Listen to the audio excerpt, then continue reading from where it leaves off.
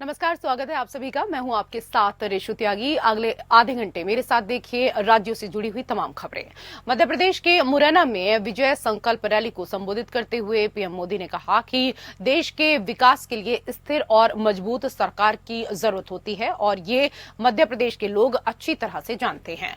कांग्रेस ने एमपी को बीमारू राज्यों की लाइन में खड़ा कर दिया था। बीजेपी की सरकार ने मध्य प्रदेश और चंबल को नई और गौरवपूर्ण पहचान दिलाई। उन्होंने कांग्रेस का काला दौर देखा है, वो इस बात को अच्छी तरीके से समझते हैं। प्रधानमंत्री ने कहा, बीजेपी के लिए देश से बड़ा और कुछ भी नहीं है, लेकिन कांग्रेस के लिए अपना परिवार ही सब कुछ है। कांग्रेस की पॉलिसी है, जो देश के लिए सबसे ज्यादा योगदान, मेहनत और समर्पण करे, उसे सबसे पीछे रखो। कांग्रेस ने धर्म के नाम पर देश का विभाजन स्वीकार किया था। मां भारती के हाथों की जंजीरें काटने के बजाय कांग्रेस ने मां भारती की भुजाएं ही काट दी थी, देश के टुकड़े कर दिए थे। लेकिन कांग्रेस सुधरने को तैयार नहीं है। कांग्रेस को लगता है यही उसके फायदे का रास्ता है, यही उसके फायदे के लिए सरल रास्ता है। आज एक बार फिर कांग्रेस कुर्सी के लिए छटपटा रही है। इन दिनों कांग्रेस के शहजादे, अब आजकल वो जरा इतने चिंतित है कि आए दिन उनको मोदी का अपमान करने में मजा आता है। मोदी के लिए भला बुरा कहना उनको मजा आ रहा है। वो कुछ भी बोलते जा रहे हैं। आपको पता है, वे नामदार है, हम तो कामदार हैं। और नामदार तो कामदार को सदियों से ऐसे ही गाली गलौज करते आए हुए हैं, ऐसे ही ठोकर मारते आए हुए। तो भाई, मैं तो आप में से आता हूं, गरीबी से निकला हूं। अगर 5-50 गालियां पड़ जाएगी तो पड़ जाएगी, आप गुस्सा मत कीजिए। और उधर राजनांदगांव लोकसभा क्षेत्र में चुनाव प्रचार प्रसार के अंतिम दिन भारतीय जनता पार्टी ने रैली के रूप में शक्ति प्रदर्शन किया। इस रैली में भारतीय जनता पार्टी के राजनांदगांव लोकसभा प्रत्याशी संतोष पांडे सहित बीजेपी के कई वरिष्ठ नेता शामिल हुए। इस दौरान रैली में लोगों का उत्साह नजर आया। रैली के दौरान बाजे गाजे की धुन पर झूमते बीजेपी कार्यकर्ताओं ने इस दौरान काफी जोशीले अंदाज में राजनांदगांव के चुनावी रण को जीतने का भरोसा जताया है। तो वहीं भारतीय जनता पार्टी के वरिष्ठ नेता खूबचंद पारख ने कहा कि केंद्र में मोदी की तीसरी पारी तय है और राजनांदगांव में संतोष पांडे ही जीतेंगे। वहीं पूर्व सांसद अभिषेक सिंह ने कहा कि आज चुनाव प्रचार के समापन में महिलाओं का उत्साह बता रहा है कि राजनांदगांव लोकसभा से भारतीय जनता पार्टी बड़े निर्णायक जीत के अंतर की ओर बढ़ चुकी है। जिसके बाद बीजेपी प्रत्याशी संतोष पांडे ने कहा कि हम पूरी ताकत के साथ चुनावी मैदान में हैं।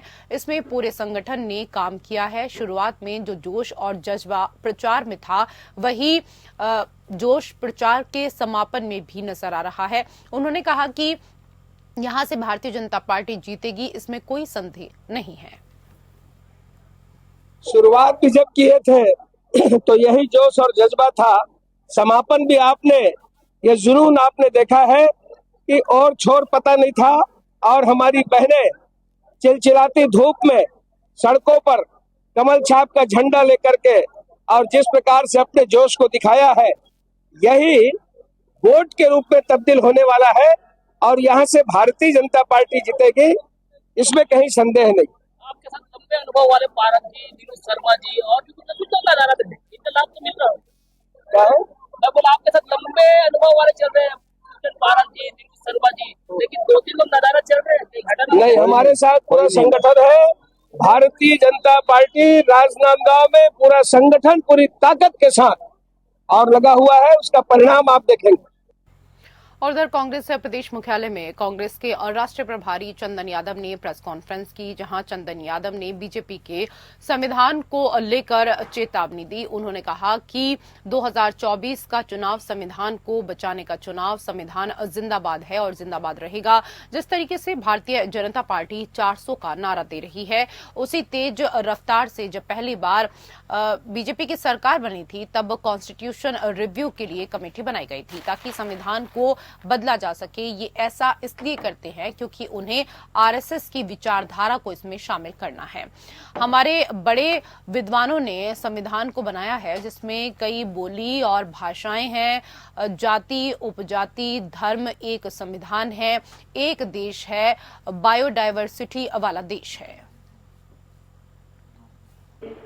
मुझे ऐसा पहले चरण के चुनाव में और मुझे लगता है दूसरे चरण का चुनाव कल होना है, जो भी फीडबैक आ रहा है पूरे देश में बहुत उत्साहजनक है। और मुझे लगता है कि सभी जगह से भारतीय जनता पार्टी के जिस तरह से उनके बड़े नेताओं की आशाएं, उनको मुद्दे नहीं मिल रहे हैं, वो हमारे घोषणा पत्र का मुकाबला नहीं कर पा रहे हैं, इससे साफ जाहिर होता है कि हमारा घोषणा पत्र हिंदुस्तान के हर एक व्यक्ति के दिल में था। हर एक व्यक्ति को ये लग रहा है कि मेरी बात कर रहा है, मेरा भविष्य की बात कर रहा है, तो हिंदुस्तान के मूल्यों की बात कर रहा है, भारतीयता की बात कर रहा है। ये सब चीजें मुझे लगता है कि ये कांग्रेस का जो नैरेटिव है वो बिल्कुल जनता के बीच कनेक्ट हो रही है, जिससे भारतीय जनता पार्टी बौखला रही है। उधर राजनांदगांव लोकसभा सीट से कांग्रेस प्रत्याशी पूर्व मुख्यमंत्री भूपेश बघेल के पक्ष में राजनांदगांव शहर जिला कांग्रेस कमेटी ने भव्य रैली निकाली। इस दौरान केंद्र सरकार के खिलाफ रैली के माध्यम से महंगाई, बेरोजगारी, जीएसटी सहित जनता से जुड़े अन्य मुद्दों पर ध्यान केंद्रित करते हुए लोगों से कांग्रेस पार्टी के पक्ष में मतदान करने की अपील की गई। इस रैली में गब्बर सिंह की वेशभूषा में कांग्रेस पार्षद आकर्षण का केंद्र रहे, तो वहीं रैली के माध्यम से युवाओं ने बेरोजगारी को प्रदर्शित किया। इस दौरान शहर जिला कांग्रेस कमेटी के अध्यक्ष कुलबीर सिंह और महापौर हेमा देशमुख ने कहा कि आज देश की जनता महंगाई, बेरोजगारी से त्रस्त है। इस रैली के माध्यम से केंद्र की नरेंद्र मोदी सरकार को बदलने और राजनांदगांव से भूपेश बघेल को जिताने की मतदाताओं से अपील की गई। रैली के दौरान मोदी हटाओ देश बचाओ का नारा भी दिया गया। राजनांदगांव लोकसभा क्षेत्र में कांग्रेस के प्रति काफी अच्छा माहौल है। पूर्व मुख्यमंत्री भूपेश बघेल राजनांदगांव लोकसभा सीट से भारी मतों से उन्होंने कहा कि विजयी होंगे। कांग्रेस की रैली, कांग्रेस के लिए यहाँ पर खड़े आदरणीय पूर्व मुख्यमंत्री भूपेश बघेल जी, जो कि राजनांदगांव लोकसभा के उम्मीदवार हैं, उनके लिए आज वोट मांगने के लिए निकली थी। उनके लिए आज हाथ जोड़ के कांग्रेस के लोग आज जनता के कह रहे थे कि आप कांग्रेस में वोट दीजिए। और रैली में महंगाई विरोधी बातें भी जो आई है, निश्चित रूप से बहुत महंगाई बढ़ी है। आज की रैली मतदाताओं के लिए, नागरिकों के लिए उस बात का संदेश भी साथ में है कि हम महंगाई, देखो भाजपा की मोदी सरकार कैसे बढ़ा रही है, देखो भाजपा की मोदी सरकार कैसे रोजगार की समस्या और पैदा कर रही है, देखो कैसे महंगाई बढ़ रही है, घर के लोगों का बजट बिगड़ रहा है। आज लोगों का घर का बजट बिगड़ चुका है, लोग बड़े तकलीफ में हैं। ये सब बातों से नरेंद्र मोदी सरकार को कोई लेना देना नहीं है। उन्होंने देश को जिस प्रकार से लोगों को प्रताड़ित करने का, महंगाई बढ़ा के, बेरोजगारी की समस्या बढ़ा के, और जिस प्रकार से कोई विकास ना करके। और उधर छत्तीसगढ़ प्रदेश में दूसरे चरण के तहत 26 अप्रैल को लोकसभा चुनाव के लिए मतदान की प्रक्रिया संपन्न होगी। राजनांदगांव लोकसभा क्षेत्र के लिए सुबह 7 से शाम 6 बजे तक मतदान कराया जाएगा। वहीं नक्सल प्रभावित क्षेत्र में सुबह 7 से दोपहर 3 बजे तक ही मतदान होगा। इसके लिए मतदान दलों को 26 प्रकार की विभिन्न सामग्रियां देकर रवाना किया गया है। सुबह से ही मतदान दल कर्मचारी गोपनीय सामग्री लेने, सामग्री वितरण केंद्र, इसके साथ ही मंडी परिसर स्थित वेयर हाउस के गोदाम पहुंचे और अपने अपने दल के साथ मतदान सामग्री लेकर कड़ी सुरक्षा के बीच मतदान केंद्रों के लिए रवाना हुए। इस दौरान कई मतदान दल कर्मी पहली बार मतदान करने जा रहे थे, जिनकी खुशी उनके चेहरे पर साफ तौर पर दिखाई दे रही थी। मतदान दलों में शामिल अंतिम सोनी, अनीता शाह और मदन लाल मांडवी ने कहा कि लोकतंत्र के महापर्व में अपना योगदान देने का अवसर हमें मिल रहा है, ये हमारे लिए गर्व की बात है। वहीं उन्होंने मतदान सामग्री वितरण की व्यवस्था को भी काफी बेहतर बताया।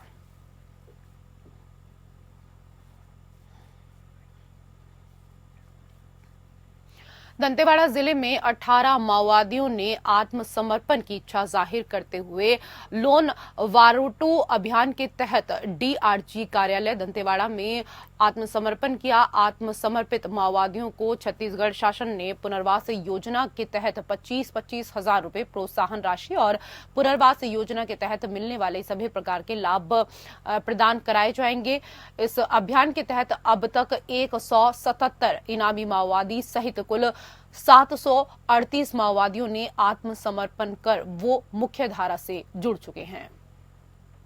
वरिष्ठ अधिकारियों के समक्ष 18 माओवादियों द्वारा आत्मसमर्पण किया गया, जिनमें भैरमगढ़ एरिया कमेटी के अंतर्गत हुर्रेपाल पंचायत के कार्यरत मिलिशिया सदस्य, डीकेएमएस, केएमएस, सीएनएम सदस्य तथा फुलगट्टा पंचायत मिलिशिया सदस्य द्वारा और मलांगीर एरिया कमेटी के ककाड़ी पंचायत के केएमएस सदस्य द्वारा आत्मसमर्पण किया गया, जिन्हें पुनर्वास योजना के तहत 25-25 हजार रुपए की प्रोत्साहन राशि के साथ पुनर्वास योजना के तहत मिलने वाले सभी प्रकार के शासकीय योजनाओं का लाभ दिया जाएगा।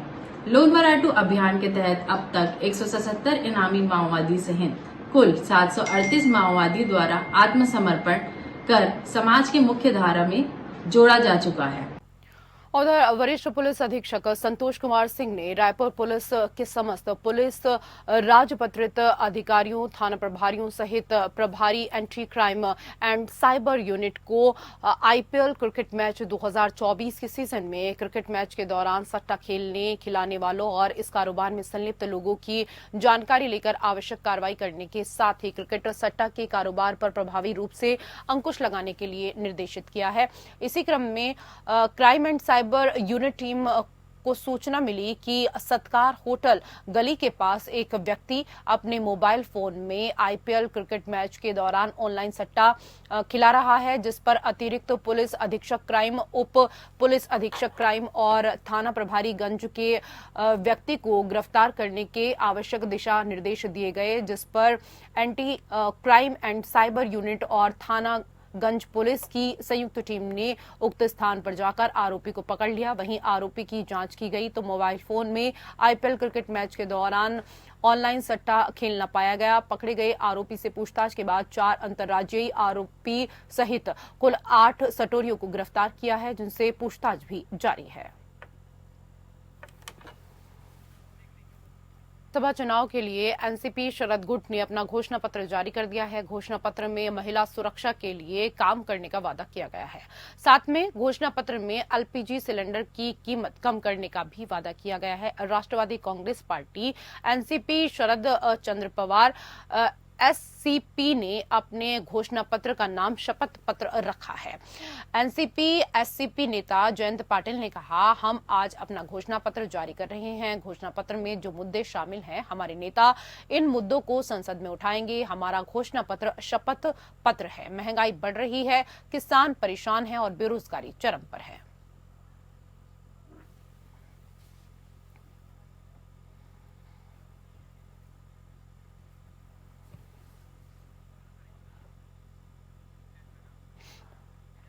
उधर बिहार के उप मुख्यमंत्री और नेता प्रतिपक्ष तेजस्वी यादव ने इस दौरान पीएम मोदी से सवाल करते हुए कहा कि पीएम मोदी से उन्होंने सवाल पूछा कि मैं मोदी जी से पूछना चाहता हूं कि आप संविधान और लोकतंत्र को समाप्त क्यों करना चाहते हैं? आप दलितों, पिछड़ों, वंचितों और गरीबों का आरक्षण और नौकरी क्यों छीनना चाहते हैं? आप गरीब को और अधिक गरीब और अमीर को और अधिक अमीर क्यों बनाना चाहते हैं? बिहार ने आपको 40 में से 39 सांसद दिए, लेकिन आपने 10 वर्षों में बिहार को क्या दिया? आप बिहार आकर काम की बात क्यों नहीं करते हैं? तो पूर्व उप मुख्यमंत्री ने इस दौरान कई सवाल उठाए और प्रधानमंत्री पर वो निशाना साधते हुए नजर आए। मोदी जी, मैं आपसे पूछना चाहता हूं कि आप लोकतंत्र और संविधान क्यों खत्म करना चाहते हैं? मोदी जी, मैं आपसे पूछना चाहता हूं कि आप दलित, वंचितों, आदिवासी, पिछड़ों के आरक्षण को क्यों समाप्त करना चाहते हैं?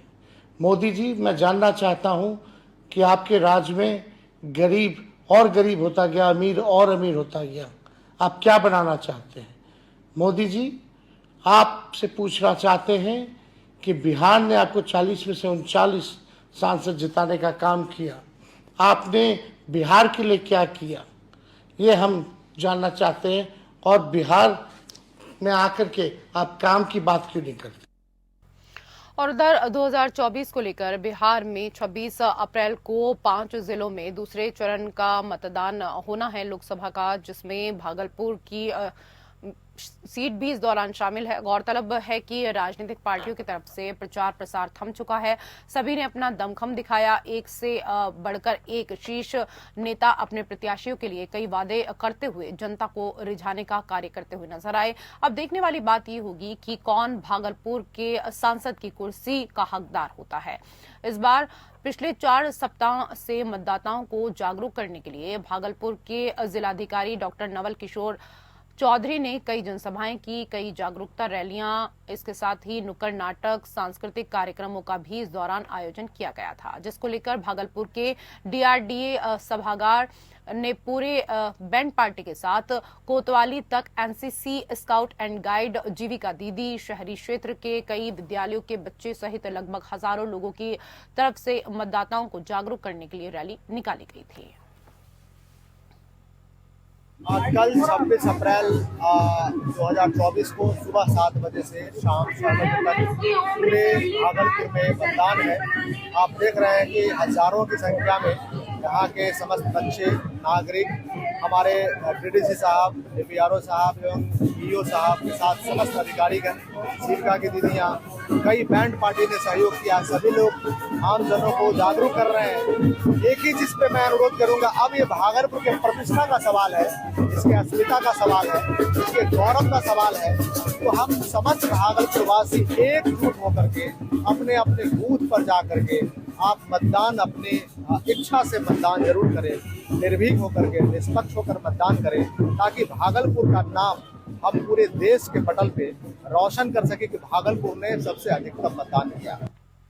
उधर किशनगंज पुलिस लाइन परिसर में लोकसभा आम निर्वाचन 2024 चुनावी पंजीकरण के इस दौरान नालंदा जिला थाना मानपुर के प्रभु बिघा गांव निवासी रामजी प्रसाद को इस दौरान अचानक से हार्ट अटैक के आने पर वो जमीन पर गिर गए। इस दौरान घटनास्थल पर मौजूद अन्य होमगार्ड और स्थानीय पुलिस की मदद से रामजी प्रसाद को इलाज के लिए सदर अस्पताल लाया गया, लेकिन इस दौरान उनकी मृत्यु हो गई। वहीं सदर अस्पताल में मौजूद अनुमंडल पुलिस पदाधिकारी गौतम कुमार ने बताया कि मृतक होमगार्ड रामजी प्रसाद नालंदा जिले से यहां किशनगंज लोकसभा चुनाव के लिए आए थे। व्यक्ति अचानक जमीन पर गिर पड़ा, जिसे अस्पताल लाने के दौरान उनकी मृत्यु हो गई। इसके बाद होमगार्ड के परिवार वालों को सूचना दे दी गई है। होमगार्ड की प्रतिनियुक्ति की गई थी, उसी में से एक जवान हमारे दस्त खा के गिर गए हैं और उनको हॉस्पिटल लाने के क्रम में उनकी मृत्यु हो गई। तो उनका नाम था रामजी प्रसाद और मानपुर थाना जिला नालंदा के रहने वाले थे। उनके परिजनों को खबर कर दी गई और आगे की प्रक्रिया चली, जो भी उचित कार्रवाई होगी की जाएगी। और उधर पपसरा में चुनावी जनसभा को संबोधित करते हुए रालोद के राष्ट्रीय अध्यक्ष जयंत चौधरी सपा और कांग्रेस पर जमकर हमला बोलते हुए नजर आए। उन्होंने कहा कि हम भी कभी सपा के साथ थे, उनकी सोच थी कि गंगा पार से रालोद को खत्म करना है, वो हमें दुश्मन मान रहे हैं। चौधरी चरण सिंह को भारत रत्न मिलने पर क्या उन्होंने बधाई दी? आजादी के बाद से कांग्रेस सबसे बड़ी पार्टी रही। किसानों की जमीनों को लेकर चौधरी चरण सिंह ने नेहरू जी का विरोध किया। कहा कि मोदी को लेकर अब लोग तीसरी बार मन बना चुके हैं। सही हवा चलती है और पहले चरण के चुनाव में पश्चिम का ही क्षेत्र है, तो पश्चिम का फैसला तो सब पे जाएगा, एक मैसेज दूर तक जाएगा और वो जा रहा है। पहले चरण में ये जो कॉन्फिडेंस है, ये तो एक दिखावा है विपक्ष का, वो भी जानते हैं कि वास्तव में बीजेपी ने उनका सुपड़ा साफ कर दिया। और जहां हम अमरोहा में खड़े हैं, लोगों का बिल्कुल एक मत है, चुनाव में कोई टक्कर भी नहीं है, कंवर सिंह जी जो है दोबारा सांसद चुने जाएंगे। जिस तरीके से वोटिंग परसेंटेज कम दिखाई दिया है पहले ये चिंताजनक है, सबके लिए चिंताजनक है। चुनाव आयोग भी इसको देख रहा है और प्रेरित करने की कोशिश हम सब लोग कर रहे हैं अपने तरीके से कि वोट जरूर लोग डालें। मैनपुरी से धर्मेंद्र यादव का नाम सामने आया, लेकिन अब ये कयास लगाया जा रहा है कि अखिलेश यादव कल मैनपुरी से नामांकन कर सकते हैं। वहाँ इतना कंफ्यूजन है, मैं तो नहीं समझ। कन्नौज दोनों सीटें, वो देखो, आपको भी नहीं मालूम, मुझे भी नहीं मालूम, शायद उनको भी नहीं मालूम। और इसी के साथ राज्यों से जुड़ी हुई खबरों में मेरे साथ फिलहाल इतना ही। नमस्कार।